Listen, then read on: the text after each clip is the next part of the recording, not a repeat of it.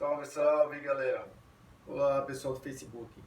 Esse vídeo é exclusivo pensando em vocês, né? No meu canal do Facebook, já que tem algumas diferenças aí entre as mídias sociais, etc, e os aplicativos. Bom, nesse vídeo eu vou tentar fazer um apanhado dos nossos primeiros vídeos que foram divulgados primeiramente, sobretudo no TikTok, né? Então são vídeos pensados para serem no estilo de uma pocket aula, uma mini aula, uma aula rápida, né? Uma aula mobile, porque o TikTok tem no máximo 1 minuto, né, de duração os vídeos do TikTok, ok? Então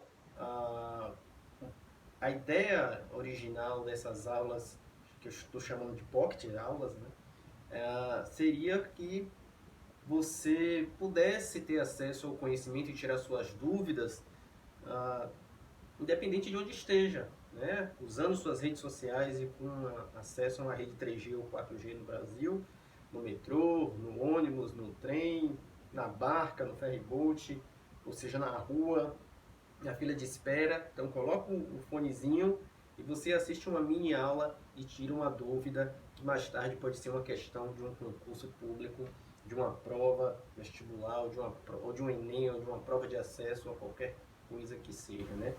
Então, já o Facebook, o YouTube, né, ele permite aulas maiores e permite conteúdos maiores, né? Apesar de que também não pretendo mudar para trabalhar com vocês aqui em aulas muito extensas, né, como nós temos aqui no YouTube, de 3 horas, 2 horas, 4 horas, né?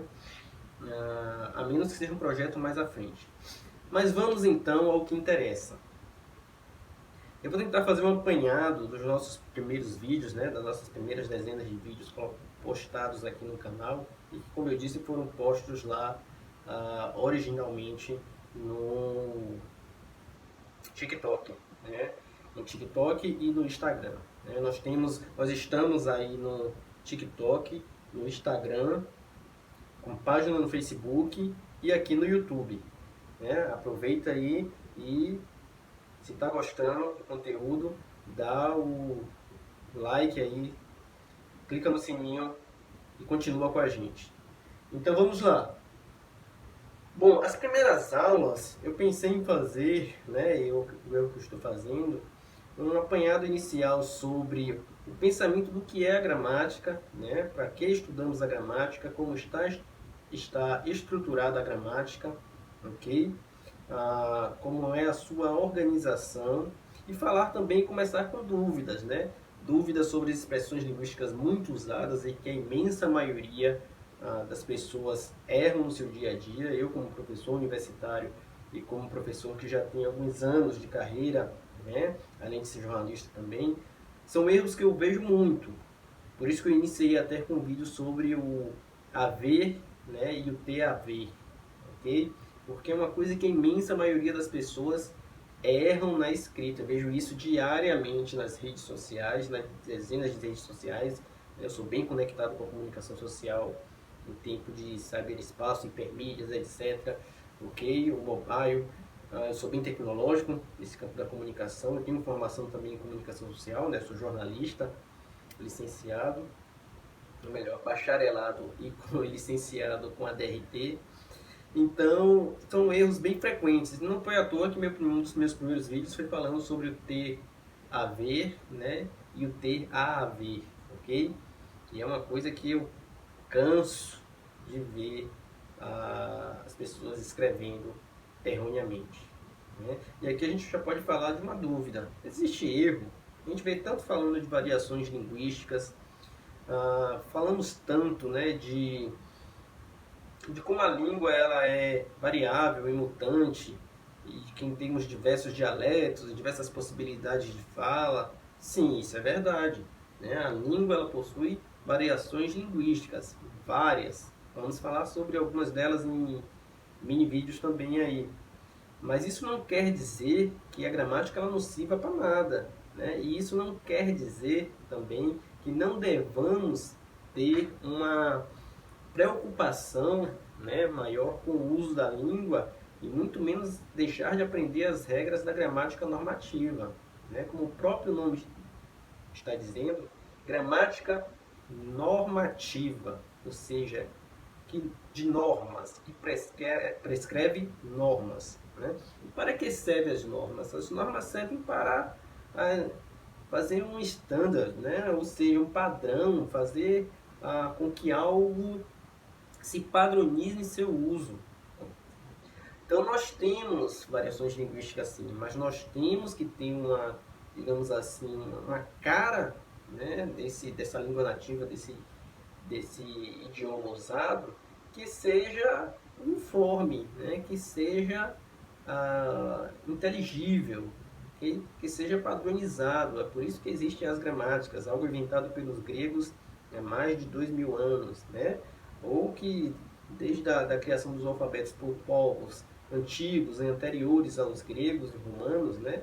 Mas a gramática ela é criada, fundamentada, sobretudo, junto com o nascimento da filosofia lá na Grécia Antiga. Né? É assim que nasce o pensamento gramatical.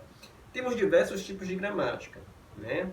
Gramáticas prescritivas, descritivas, normativas, e não nos interessa muito adentrar esse campo, a menos que você vá estudar o curso de letras, né? Sobretudo letras vernáculas, aí sim você vai se ater mais sobre os diversos tipos de gramáticas possíveis, né? Mas o que nós temos e a nossa preocupação maior é com a chamada gramática normativa, que é essa gramática que vem prescrever regras, ou seja, vem normatizar o uso da língua. Como é que é pensada a gramática normativa? Né? Quem são os gramáticos e como é que fazemos a gramática normativa? A gramática normativa ela é feita a partir dos modelos literários. Né? Você tem, dentre as normas, as diversas normas e variações linguísticas possíveis, você tem a norma padrão e tem a norma culta também. A norma culta é aquela falada pela classe mais letrada, mais esclarecida de uma sociedade. Né? E a norma padrão ela é um abstrato, né? Ela é um ideal de uso da língua, né? Onde os pronomes são colocados tudo certinho, as concordâncias nominais e verbais são feitas, ok? Os significados dos verbos, dos substantivos, tudo são encaixadinhos e perfeitos. Né? Então é o uso da língua idealizado. E é essa norma padrão que nós estudamos na escola desde a alfabetização, né? Somos alfabetizados depois do antigo primário. Então, desde o primário, passando pelo antigo ginásio e pelo antigo ensino médio, ok? Então, é o que nós passamos estudando desde a primeira série até o terceiro ano do ensino médio ou antigo segundo grau no Brasil. Né? Gramática normativa, ok? Além, claro, de desenvolver as habilidades em interpretação de texto, produção textual, que são as matérias de redação, literatura, né? Ampliar a cultura e o conhecimento lendo a literatura nativa, vernácula, ou seja, brasileira no nosso caso, e a literatura mundial também, né, para quem se interessa. Então a gramática ela tem essa finalidade, a gramática normativa. E os modelos literários, ou seja, a forma como os grandes escritores fazem suas construções, a forma como a língua é utilizada nos ambientes mais formais, é que vai servir de base para a construção das regras gramaticais e vão seguir também as regras gramaticais, ok? Então a gramática normativa, ela oficializa, né, ela pressupõe o uso normatizado da língua. Esse uso vai ser adequado onde? Em todos os ambientes formais, né, e oficiais que nós tivermos a comunicação em língua vernácula. Né? Ou seja, um fórum, uma entrevista de emprego, né, na televisão, no noticiário, a comunicação oficial de um canal, ok? Do jornalismo impresso, do jornalismo digital, das diversas faces do jornalismo, né? Do professor em sala de aula, do concurso público, dos editais de concurso público, ou seja, comunicação oficial, ou seja, aquela comunicação que é oficializada, né? É a nossa língua padrão. Beleza? Isso não quer dizer que a variação linguística, as outras variações linguísticas, elas mereçam descrédito, ok? Ou que elas não tenham relevância ou não tenham valor. Não é isso. O jeito como você usa a sua língua na sua variação, que às vezes é periférica em relação à norma padrão, ok? Também serve, logicamente serve, né? Só que nós temos, a língua ela é como uma vestimenta, assim como roupas, né? Nós não temos roupas mais adequadas para determinados ambientes, né? Então, um fórum, para uma festa, para um ambiente formal, com casamento, né? Para ir ali na praia, nós não vamos à praia do mesmo jeito que nós vamos no fórum ou que vamos para um casamento, ou que vamos no restaurante, ou que vamos na balada, ok? Então pensem a língua mais ou menos dessa forma. A mesma coisa seria, nós teríamos diversas facetas da língua que são mais adequadas a determinados ambientes. Então, as normas mais periféricas ou as normas populares, né, as chamadas normas coloquiais, ou seja, que são do modo como nós falamos no dia a dia, espontaneamente, elas são adequadas sim, mas no seu uso ali local, restrito, falando com a família, com seus amigos na praia, jogando futebolzinho na praia, ou futevôlei, ok? Saindo para passear, indo no cinema com a namorada, em nenhum desses momentos você vai estar se preocupando com normas gramaticais, com regras gramaticais, né? Mas no momento em que essa comunicação se tornar oficializada, ok? Que você vai fazer uma declaração em um ambiente mais formal, você necessita sim da norma padrão.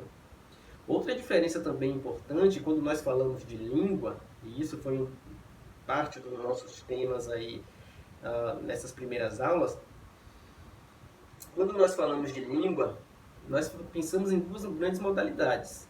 A língua ela é um patrimônio cultural de um povo, né?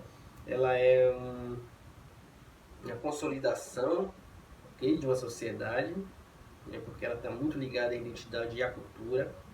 E ela se expressa a partir de duas grandes modalidades, que é o que nós chamamos de oralidade, ou a modalidade oral, e a escrita, né? Então, modalidade oral, modalidade escrita. Modalidade oral, modalidade escrita.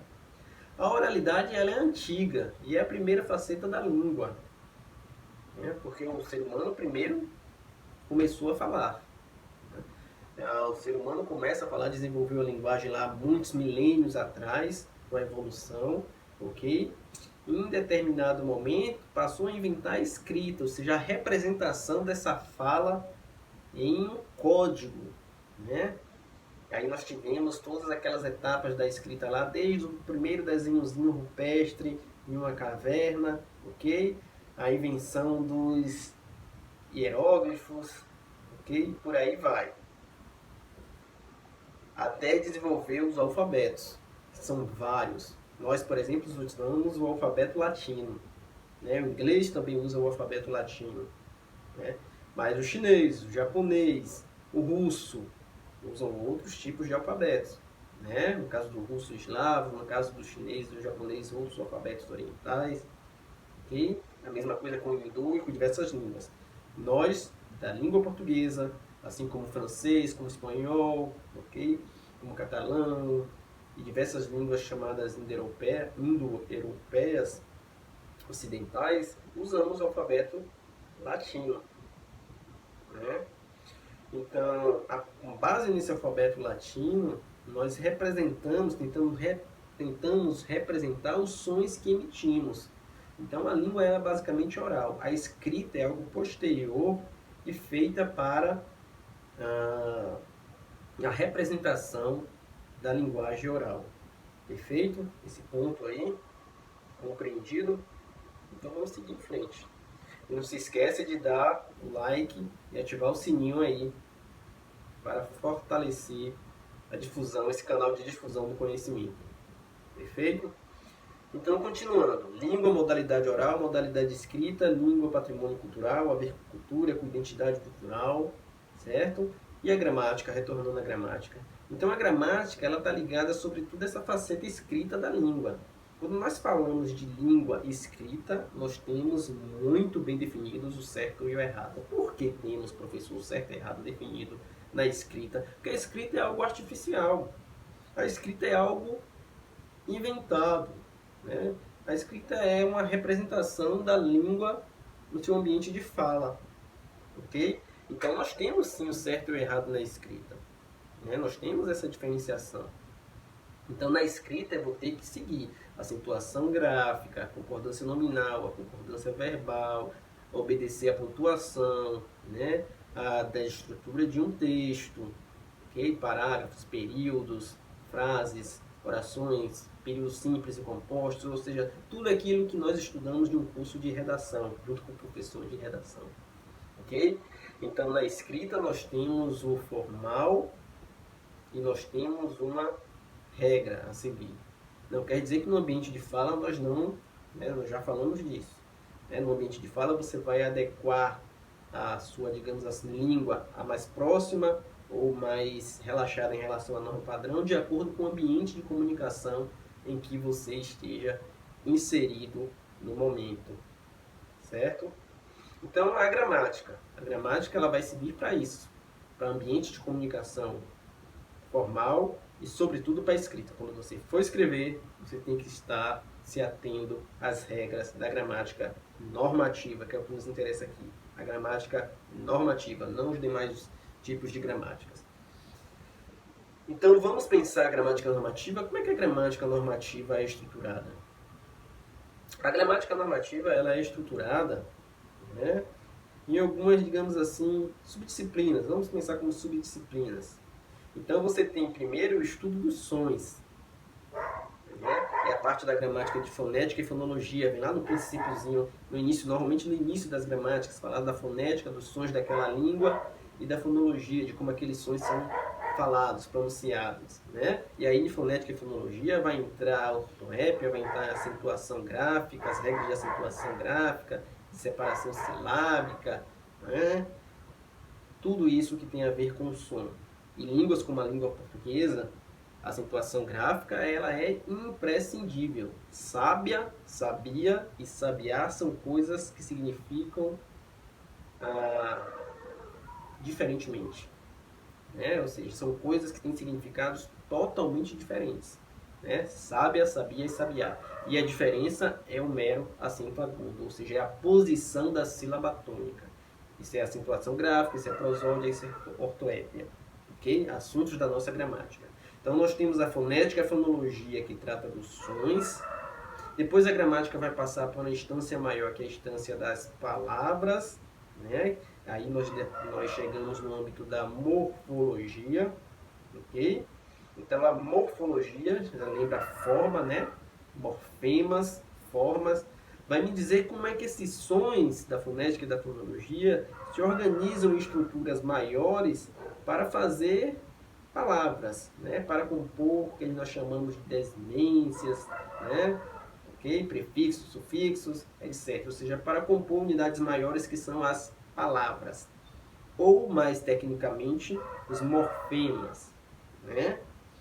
Na fonologia e na fonética, nós teríamos os fones, unidade básica de análise, ou seja, os sons. Okay? Os fonemas ou os fones. Na morfologia, nós teríamos os morfemas, que são as palavras, né? O princípiozinho básico da palavra. Okay? As palavras elas vão se agrupando e reunindo em coisas maiores. Então, às vezes, nós temos uma palavra muito mais do que um morfema. Okay? E temos as diversas classificações de tipos de morfemas. Tudo isso é tema da gramática. Após esse nível da morfologia, o que é que nós temos? Nós passamos para um âmbito maior. Como é que essas palavras se organizam em coisas maiores, que é o que nós chamamos de frases e orações, né? Ou seja, unidades maiores que a palavra. As frases é todo enunciado que contém palavras de uma língua, que faça sentido, podendo conter verbo ou não. É uma frase. Perfeito? Por outro lado, nós temos uma oração, que é um tipo de frase específica, porque ela tem que conter um verbo, pelo menos. Né? Então, frase, todo enunciado que faz sentido em uma língua. Perfeito. Oração, toda frase que contém ao menos um verbo. O mínimo ela tem que conter um verbo, mas ela pode vir com vários verbos. É o chamado período composto. Mais à frente a gente vai ver isso. Ou melhor, é a chamada oração composta, né? Pela qual nós vamos fazer também períodos maiores. ok? Então, tudo isso vai ser tema mais à frente, né, em aulas específicas. Nessa aula aqui eu quero fazer um apanhado exclusivo para o Facebook, para o meu canal para o meu canal do YouTube, ok? De tudo que foi visto já aqui. Né, que o YouTube permite aulas mais alongadas, né? E audiências que às vezes querem coisas mais detalhadas e mais mastigadas, ok? Então, esse vídeo aqui é exclusivo para vocês do YouTube. Dá o like e assina o sininho, ok? Aciona o sininho aí. Continuando. Então, nós chegamos no nível da sintaxe, que é esse nível que vai dizer as regras de organização dos morfemas das palavras em estruturas maiores, né? A estrutura da sintaxe, que é o meu campo preferido, né? O meu mestrado é em sintaxe. Perfeito? Então, essa organização das palavras em unidades maiores e que permite que a gente faça a comunicação no dia a dia, né? Orações simples, orações compostas, frases. É a partir disso que nós compomos textos. Perfeito? Então é a sintaxe que nos permite isso. Essa estruturação dos sons e dos morfemas e das palavras, unidades menores, em algo maior, que são as frases e orações. Né? E com a junção de várias frases e orações, nós teríamos um texto. Ok? E acima da sintaxe, nós temos uma coisa chamada de semântica. Então, na gramática também você vai ter lá algo de semântica, na gramática normativa. O que é a semântica? A semântica é aquela partezinha lá da gramática, né, e dos estudos linguísticos que vai falar sobre o significado, como é que frases, palavras, né, fazem sentido, têm significado. Ok? Então, para fazer significado, para ter significado, é necessário seguir alguns princípios básicos. É isso que a semântica vai lá estudar. Né? No caso da gramática normativa, do conhecimento dos antigos primeiros, dos antigos primeiro e segundo graus, né? Que é ensino médio e ginásio também, como se chamava antigamente, a semântica ela vai ficar sobretudo com aquela parte de antônimos, sinônimos, parônimos, homófonos, né? Ou seja, toda essa parte que tem a ver com o significado das palavras, com o estudo do significado das palavras. E nós teríamos ainda junto uma irmã siamesa da semântica, que é a pragmática, né? Que é muito próxima, as duas são ali correlacionadas, irmãs siamesas, semântica e pragmática. Okay? A pragmática ela vai me dizer do significado também, mas contextualizado. É quase o nosso uso diário da linguagem. Né? As gramáticas normativas vão ter muito pouco de pragmática. A gramática normativa tradicional do ensino médio, dos ensinos básicos. Né? Mas é um nível de análise da língua também que se estuda muito no nível superior, a pragmática. E aí, acima da semântica e da pragmática, nós teríamos o quê? Ainda na gramática normativa, ela vai vir com alguns adendos, ou seja, com alguns acréscimos, né? Então ela vai falar de estilística, ok? Vai ter um pouquinho também de literatura. A literatura não é uma disciplina da gramática, né? Nem da linguística, ok? Mas para a construção da gramática normativa, a gente necessita muito da literatura, porque os exemplos, né, e os modelos normalmente são tirados da literatura, né, da literatura canônica, da literatura tradicional, da literatura formal, oficial de um país. Né? Não é à toa que nas nossas gramáticas você vai encontrar lá muitos exemplos de Machado de Assis, Clarice Lispector, Guimarães Rosa, Caetano Veloso, né? Ou seja, desse meio literário e artístico, né? De pessoas que usaram a língua seguindo as regras e que às vezes até fizeram inovações, mas que respeitando muito as potencialidades, né, de uma língua. Perfeito? Então, vamos lá entender o que é que vimos aqui até agora. Falamos que a gramática é algo bem antigo, mais de 2000 anos, e que se nasce lá com os gregos, né? Junto com a filosofia, com o direito, ok? E que ela é organizada em alguns níveis, chamados níveis de análise linguística. E ela obedece isso em sua estrutura. Você pode pegar qualquer gramática normativa, você vai ver que ela é organizada seguindo esses níveis de análise linguística, né? Que é a fonética, a fonologia, okay? A morfologia, a sintaxe, a semântica, a pragmática. Né? E aí a gramática ainda dá um adendo, um compêndiozinho, né? De estilística, né? Trazendo um exemplo, a literatura, perfeito? Então essa é a organização da gramática. Assunto de nossos vídeos, nossos pocket vídeos, as mini aulas, ok? As mini aulas aí que nós tivemos, as mini aulas que nós tivemos aí anteriormente. Perfeito?